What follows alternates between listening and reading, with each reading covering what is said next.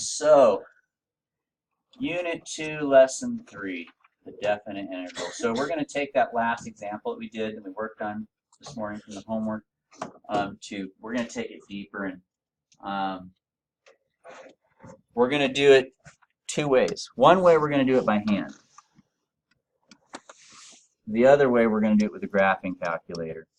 After I torture you guys doing it by hand, and it will be torture, you're going to be very thankful for this second one because you're done in about 30 seconds. Pretty beautiful. But this takes about 5 minutes per problem, and then it's probably wrong at the end. And it's not because of the calculus, it's because of all you end up with fractions everywhere, and it's just, it gets messy. So let's go ahead, and now that I've encouraged you with positive thinking, let's go ahead and jump in. So we talked about this yesterday, right? How you can find the area under the curve by taking the integral of this thing and then subtracting the antiderivative with the two upper and lower limits plugged in. You don't need to copy this because we wrote that down yesterday, so you don't need to copy that. I really don't want to take the time to write this because there's a lot here. How about, let me look ahead a little bit. Hold on a minute. Why don't I print notes out? I'll print some out for you guys, okay? Because I don't want to take time to do all this. That'll take some major waste of time to have you guys copy all that. So let's go ahead and just chat really quick, and then I'll print these out for you a little bit later, and you can just staple them onto the notes you're writing now, okay? All right, so definite versus indefinite integral. So did I share the word indefinite integral with you guys yesterday? I didn't do it real, if I did, it wasn't real serious. So here's what an indefinite integral. It's just what we learned in the first lesson, 2.1, just where you integrate a function. It's where you work backwards to find the antiderivative. That's it. Okay?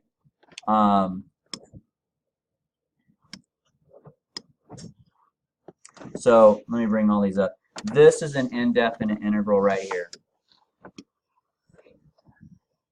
You integrate a function, you end up with an antiderivative plus c. Notice it doesn't have any numbers here, right? It has no limits of integration. And when you're all done doing it, your answer is a function, right? You get an actual equation. We call that the solution to a differential equation. Remember that vocabulary? You can call that function the antiderivative. So that's all that stuff is, it's just like synonyms up here. Indefinite integral means antiderivative, means solution, and it's a function, okay? So there's like 3 synonyms up here. Boom, boom, and boom. They all mean the same thing.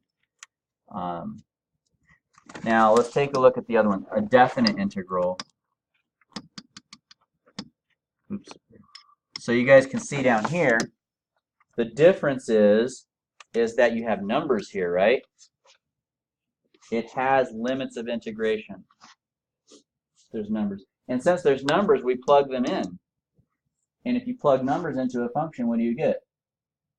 More numbers. So your answer is not, it's not a function. Like over here, our answer was a function. Over here, your answer is a number. And what does that number represent? The area under the curve. Okay?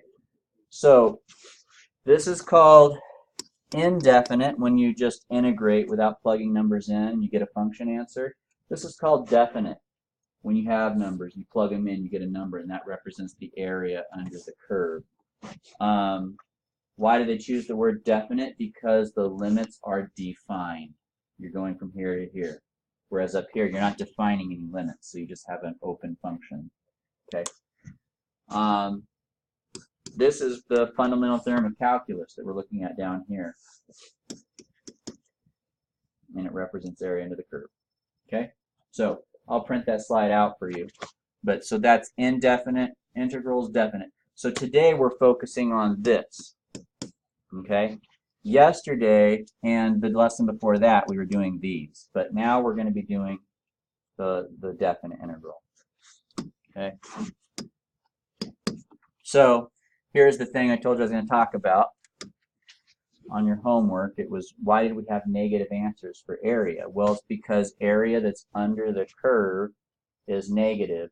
Now, I'll try to give you guys a little bit of an explanation about why that is. You guys remember how I told you that area under the curve is found by adding up, summing, right?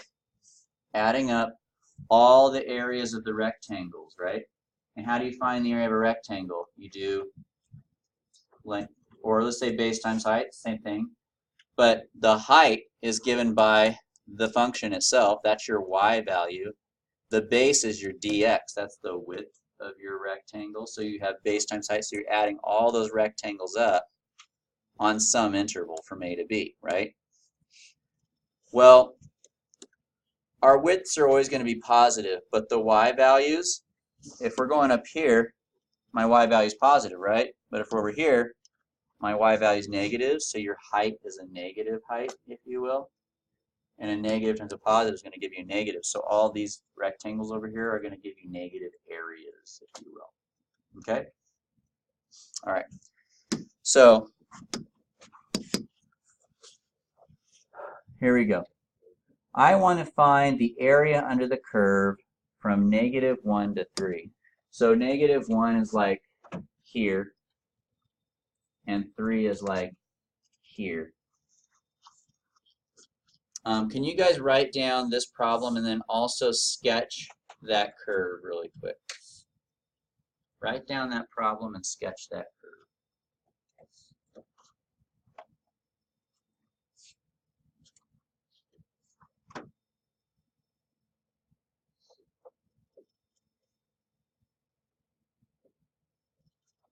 And when you guys sketch this, I'd like you to have the little N shape here. It should cross the x-axis a little bit before the -1. Okay, don't have it hit the -1. Have it cross a little bit before the -1.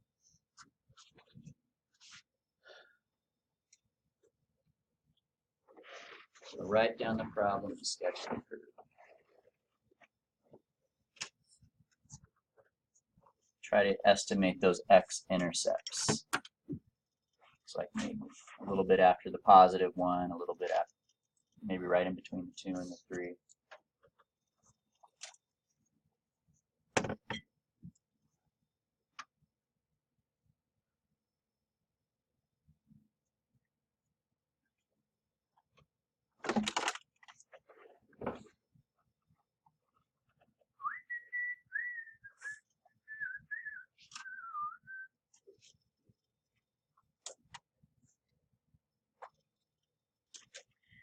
So I wanted you guys to sketch the curve because we're going to shade by hand the area that we're trying to find.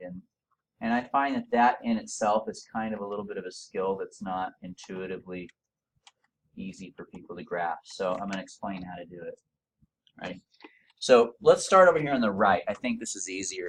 So this is my upper limit of integration, right? We're going from -1 to 3. So my upper limit's here. So everybody put your pencil there.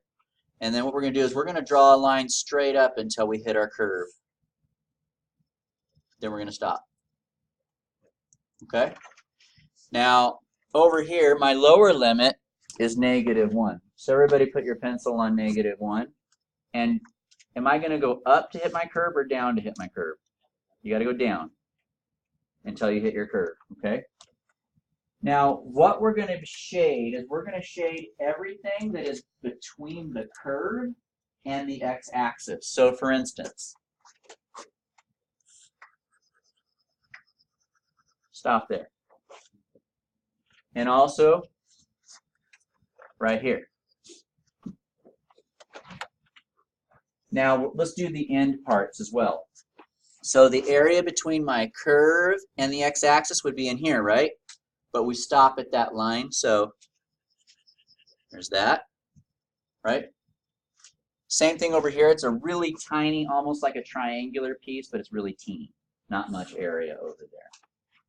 Question, Do you think our answer, when I find the area under the curve, do you think my answer is going to come out positive or negative? And can you tell me why? Someone raise their hand. Yeah? Why do you think positive? Good job. So I owe you a point there, Chris. He's correct. So we have more area above the x-axis, right? And that's all positive. We have a little bit below, but ultimately our answer should come out positive because we have a lot more area above, which is positive. Okay. So good odds. All right. Well, that was just for that purpose. Let's go ahead and actually do the math now, and this is fun. All right. So it was -1 to 3, and it was x squared. Oh, cubed, and then 3x what? Squared. Like that? Yeah. Okay. Thank you. Okay. So here's my suggestion to you guys.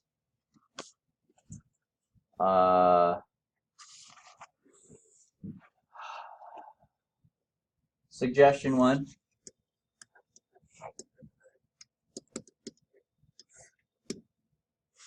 You want to show all your work. I know a lot of us like to do shortcuts here, but you want to show all your work, and very important, be neat.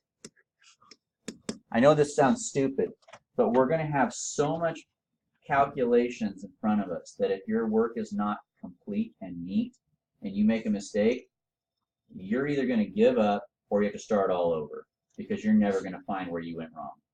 But if your work's neat and complete, you'll be able to backtrack and find what you did wrong, erase it, and start from there. Okay? So you want to be neat and complete with these. Okay? So that's suggestion number 1. So let's begin. I have another suggestion for you, but I won't write it until we get to that spot.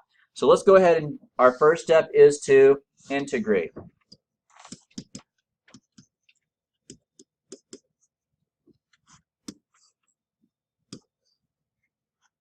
So it's going to be x to the 4th over 4 minus x cubed plus 3x plus c. I still haven't told you why there's no plus c. I'm still going to hold off on that. But when you just know for now, when you do definite integrals, there's no plus c. The explanation is actually really simple, but I would have to do a simple problem to show you why. Showing you here is just kind of, it would be distracting, so I don't want to do it right now. But when you do definite integrals, no c, okay? No c with the definite integrals. Okay, now here's where suggestion 2 comes into play. Okay. You guys ready? All right.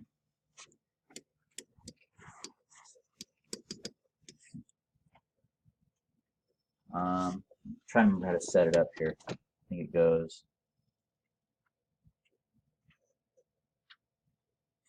Yeah. All right.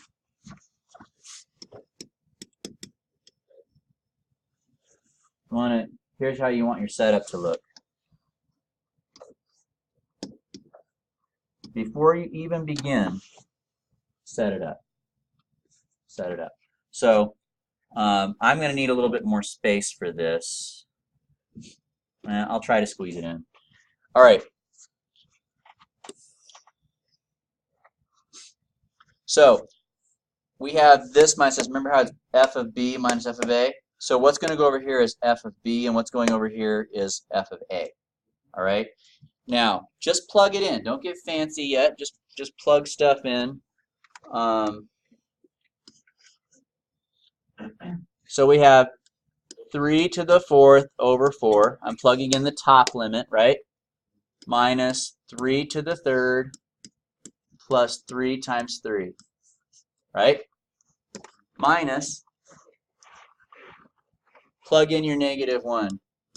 I suggest using parentheses when you plug in, by the way. I fit it all in. This is awesome. Okay? So step 2 is to plug in, right?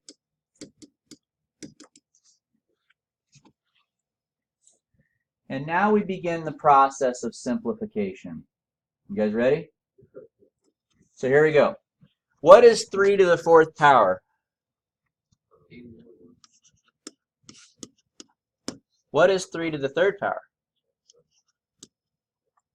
And the last one is 9, right? Keep your brackets. Don't lose those yet. Over here, negative 1 to the 4th power is 1 fourth, right? And then what's negative 1 to the 3rd power? This is negative 1 to the 3rd power is negative 1, but there's a minus here, so it's going to be plus 1. And then 3 times negative 1 is going to be, okay. Now, the next thing you want to do is distribute. Okay? Do you guys see where the distribution is? I'll highlight it.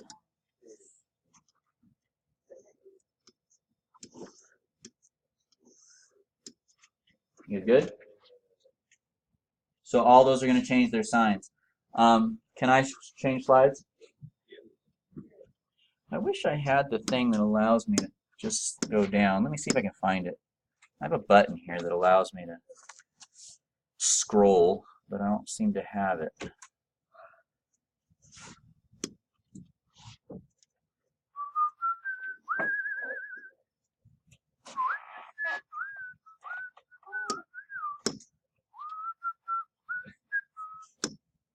Just a second, sorry. I've been wanting this button for a while and I keep forgetting to look for it. I don't know where it went. Blasted. I don't get to have it. All right, so what do we have so far in our first bracket was what? 81 over 4? And then? Thank you. And now that we've distributed, we actually don't need the brackets anymore. Once you've distributed, you don't need brackets. But since we distributed, what's the second set going to be now? Minus, and then? Minus 1? And then? Do we all agree? This is a plus 3? We all good now? Okay. Now here's my next suggestion to you. Combine all the ones together that match. Okay? So like 81 over 4, what does that match? So put those together first. What's 81 over 4 minus 1 over 4? 80 over 4. And then we could put these other ones all together. Get a calculator out and help me out here. What's negative 27 plus 9 minus 1 plus 3? How much? Negative 16? Can somebody double verify that for me before we go any further? Okay. Okay. Now, sometimes you are stuck with a fraction here and you need to get a common denominator. A lot of people make a big mistake. They try to get a common denominator up here, but why would you do that? Because after you combine, maybe that fraction will go away. This one's going to go away, right? The other mistake in that is you have so many numbers, and every time you do math, there's a possibility for error, right? So if you just combine them first before you start getting common denominators, you're going to save yourself a world of hurt. So combine everything that matches first and then get a common denominator. But I don't need a common denominator because this actually simplifies. What is that? Chris was right. The area came out to be positive. Okay? So I gave you guys a few suggestions. Here's my third suggestion, I guess we'd say. And I'd say combine like terms. That's not good math language, but you guys get what I mean. Like whole numbers with whole numbers, fractions with fractions with the same denominator. So there you guys go. We got lucky on that one because we didn't have fractions at all. And the ones we had canceled themselves out. But sometimes you literally are left with fractions to get common denominator and stuff like that. All right, so 3 suggestions. Suggestion 1, show all your work and be neat. Suggestion 2, after you integrate, set it up like this. Plug it in, and once you've plugged it in, Work it out, simplify as much as you can, and then combine all your numbers together before you get common denominators and you're good to go. All right, so that's that. That's the ugly part of today. All right, so here's, you know what? I don't want you guys to do 0 to 3 because it's too easy. I want to make it a little bit more challenging. So, because the 0, it's just going to cancel everything out, and that's too easy. I want to make you guys do what I had to do there. All right, so I'm going to scribble that out. I'm going to change it to 1. Once again, I would like you guys to sketch the graph and shade the area that we're looking for. Make a prediction about whether the area should be positive or negative. Then go ahead and calculate it. I'll give you guys a little while. Okay, so let's, if you're not done, you know, you could kind of keep going if you want, or you can just kind of stop and watch. It's up to you. I'm going to start going over it though. But as you guys can see, I've got the shaded region shaded there. So that's what your shaded should have looked like. Matthew, what did you do first? Good. And what did you get when you did that?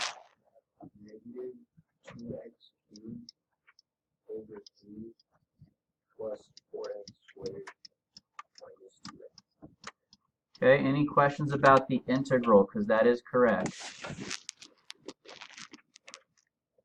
Okay, and now we're ready for that setup, right? You do one bracket set, then you do another bracket set, and for the first bracket set, you plug in 3, and when you do that, you want to use parentheses.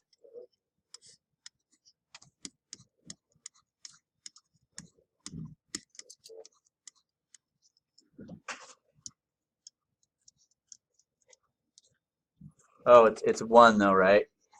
Not 0. I changed it.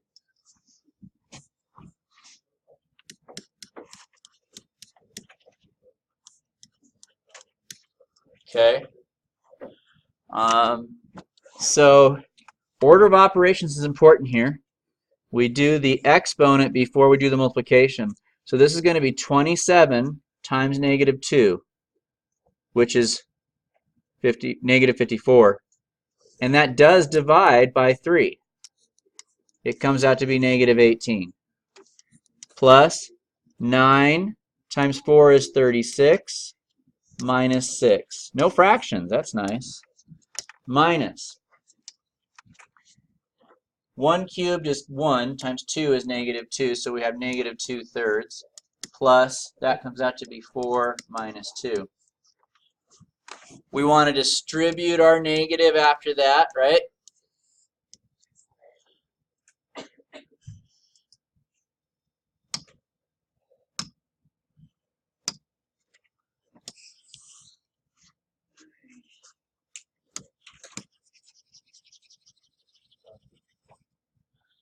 So now on the left side we have negative 18 plus 36 minus 6, and if I distribute I end up with plus 2/3 plus 4, nope, made a boo-boo, minus 4 plus 2.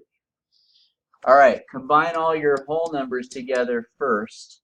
So that's going to be 18, 12, 8, 10, right? 10 and 2/3, which, you know, you want to get a common denominator. So I would put this over 1 and multiply the top and the bottom by 3, right? So we get 30 over 3 plus 2 over 3, which is 32 over 3. Okay, so there it is. Are you guys ready for me to give you something beautiful now? All right, let's do a calculator problem. Yeah.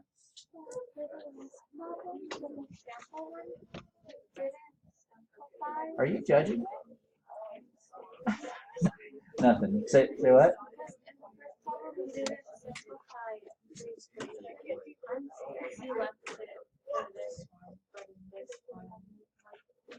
Let me pause and I gotta come see. I still don't understand. Let me pause.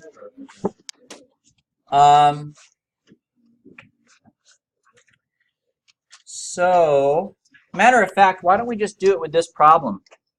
So we got 32 over 3. Now, as a decimal, that's 10.6, and it just keeps going. Now, we're going to do this in the calculator. I'm going to prove to you that it gives you the same answer. Ready? So let me get my calculator.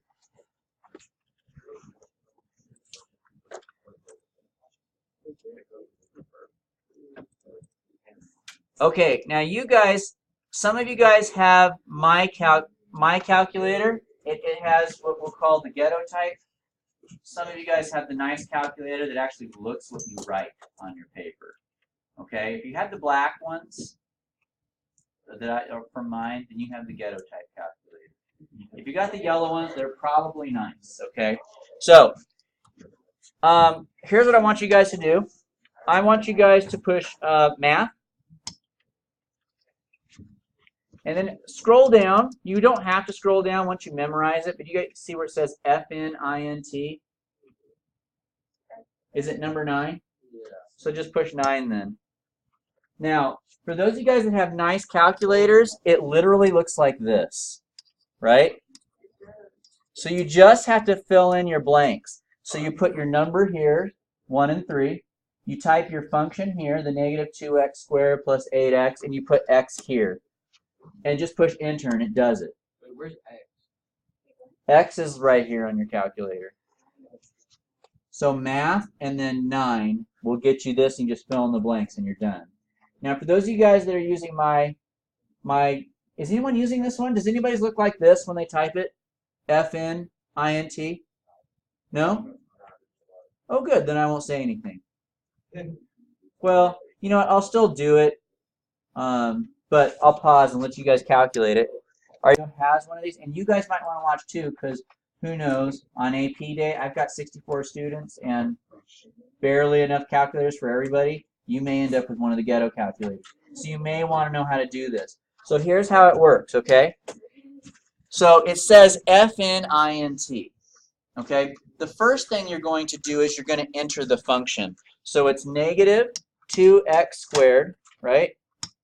And then plus 8x. And then what's the last thing? Minus 2. Okay, now we're not done though. You push comma. And then you push x. Why do we push x? Because you know the dx and the integral? Here, is it time to go?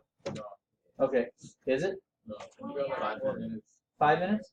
4 minutes, okay, we're good. So you know you have the dx and the integral. It tells you what variable you're integrating with respect to. So here you're telling your calculator what variable you're integrating with respect to. So if you don't have that there, it doesn't know what to do. Then you push comma. Then you do your lower limit, which is 1, and your upper limit, which is 3. So it's the same thing, it just looks ugly. Function dx 1, 3. Close your parentheses, enter, it works. Okay, now I want to show you guys another way to find the integral, because it's actually kind of cooler, but it's a little bit more limited. Can you guys go to y equals, please? Go to y equals. Let's type our function in again. Ready? Negative 2x squared plus 8x. And what is it? Minus 2. Okay, now go to graph. You should see your curve there. You guys got your curve? Here's what's cool about this one. It shades it for you too. You can see what the shading looks like. You guys ready? So for this one, you're going to push. Are you all ready? Push second. Push this button here, which is tracing calc. You guys see the integral button there? Push 7. It asks you to type in your lower limit first, which is 1. Push enter. Then your upper limit, which is 3. Press enter. And it shades it for you and tells you the answer at the bottom. Pretty sweet, right? Sure, sure. So did you get to the point where you type this in? Okay, go to graph. Then you do second, calc and trace, 7. Type in your lower limit 1, enter. Type in your upper limit 3, enter. Go ahead and clear your calculators before you turn them in, guys. Second plus 712. Otherwise, you'll ruin the surprise for my next block. And then turn them off and cap them up and put them away. We're done for the day. We'll see you guys mañana.